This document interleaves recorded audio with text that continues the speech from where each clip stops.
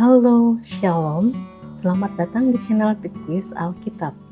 Kali ini ada 15 pertanyaan tentang isi Alkitab di dalamnya. Penasaran apakah kamu bisa menjawab semuanya dengan benar? Namun sebelum memulainya, bagi yang belum, boleh ya bantu subscribe, share, dan like-nya. Supaya banyak orang lain juga bisa belajar tentang Alkitab dengan cara yang menyenangkan.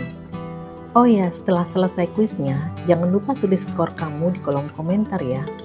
Without any further ado, yuk kita mulai kuisnya. 1.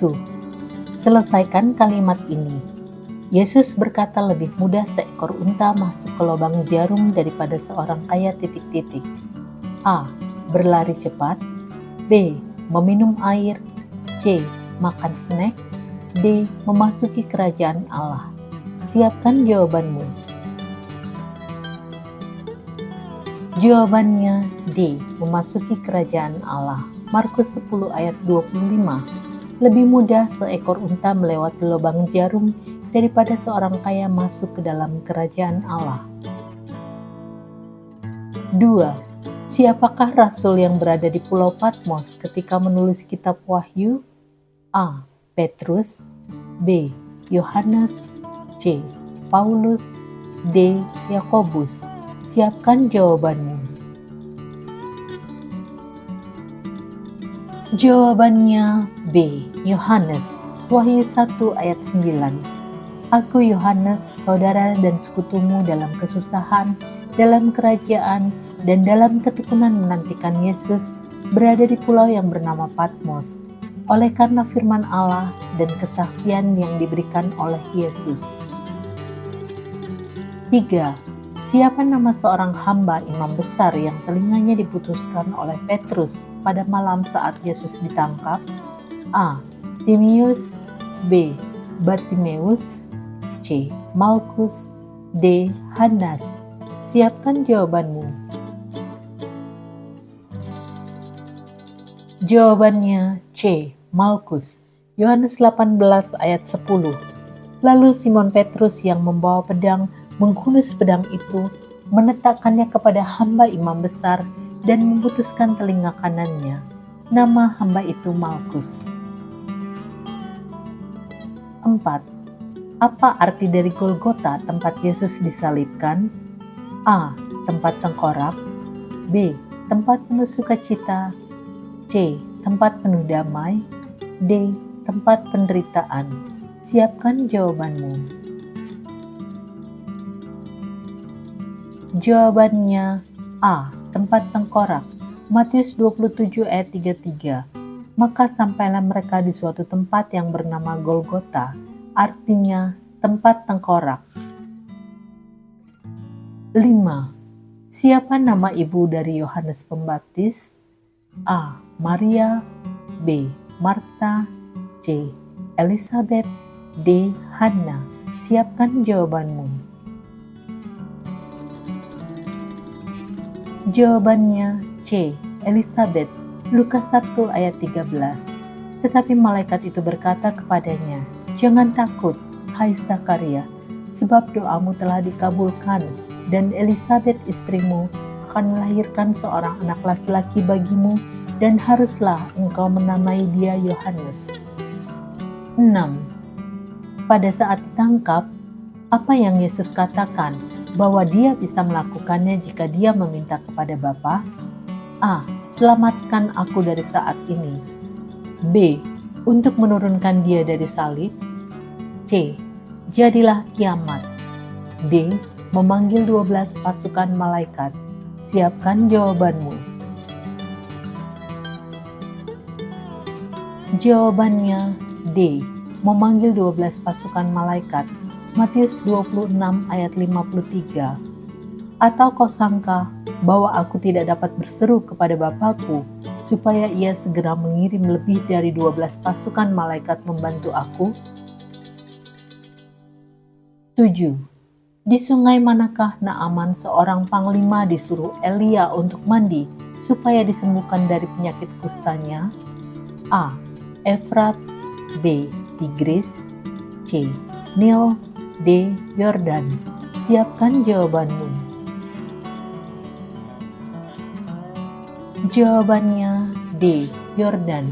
2 Raja-Raja 5 ayat 14. Maka turunlah ia membenamkan dirinya 7 kali dalam sungai Yordan, sesuai dengan perkataan abdi Allah itu. Lalu pulihlah tubuhnya, kembali seperti tubuh seorang anak, dan ia menjadi tahir. 8. Di kuburan siapakah Yesus dikuburkan? A. Simon orang Kirene. B. Yusuf Arimatea. C. Nikodemus. D. Lazarus. Siapkan jawabanmu. Jawabannya B. Yusuf Arimatea.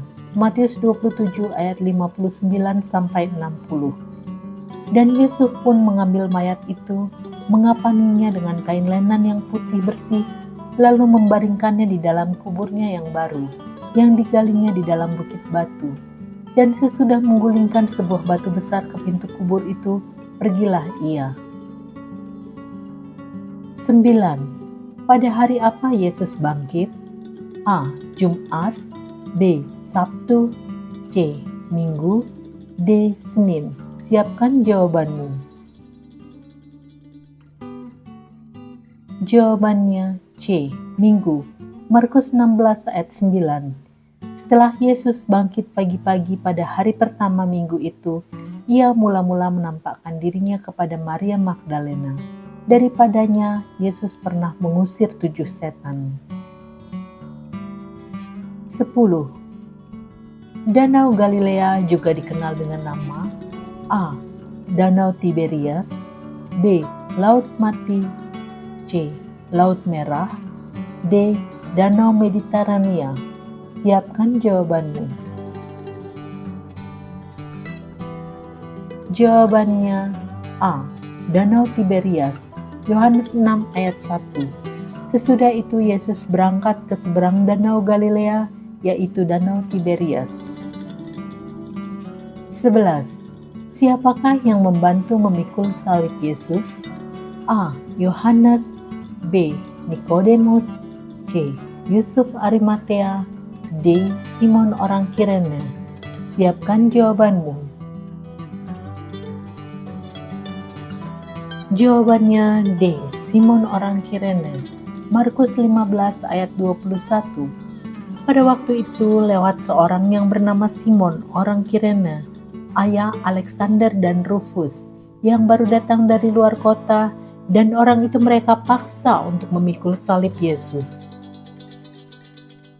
12. Berapa jumlah roti yang ada ketika Yesus memberi makan kepada 4.000 orang laki-laki, tidak termasuk perempuan dan anak-anak? A. 3 roti. B. 5 roti. C. 7 roti. D. 10 roti. Siapkan jawabanmu. Jawabannya C. 7 roti. Matius 15 ayat 36.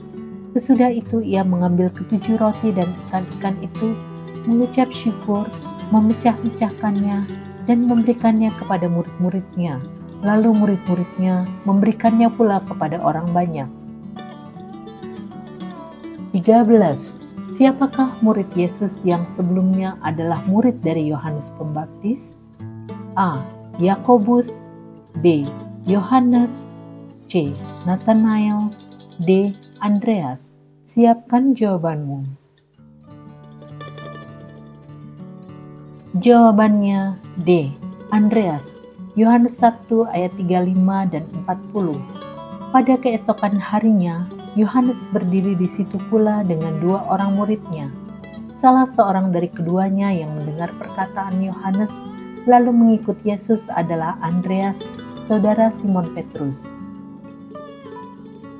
14. Lengkapi ayat berikut. Siapa mencintai didikan, mencintai pengetahuan, tetapi siapa membenci teguran adalah titik-titik. A. Bebal. B. Bodoh. C. Dungu. D. Fasik. Siapkan jawabanmu. Jawabannya C. Dungu. Amsal 12 ayat 1.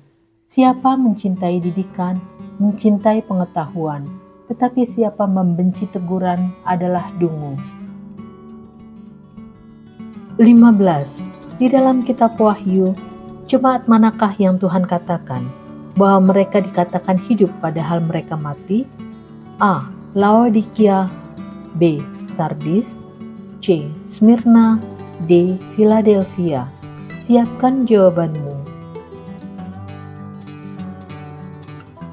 Jawabannya B. Sardis, Wahyu 3 ayat 1. Dan tuliskanlah kepada malaikat jemaat di Sardis, inilah firman Dia yang memiliki ketujuh roh Allah dan ketujuh bintang itu. Aku tahu segala pekerjaanmu, engkau dikatakan hidup, padahal engkau mati. Wah, sudah selesai. Apakah kamu menikmati kuis ini? Adakah sesuatu yang baru yang kamu pelajari? Kami benar-benar penasaran. Berikan saran, komen, request, atau apapun itu di kolom komentar. Jangan lupa juga untuk tulis hasil kuismu di situ ya. Terima kasih banyak. Sampai jumpa di kuis berikutnya. Tuhan Yesus memberkati.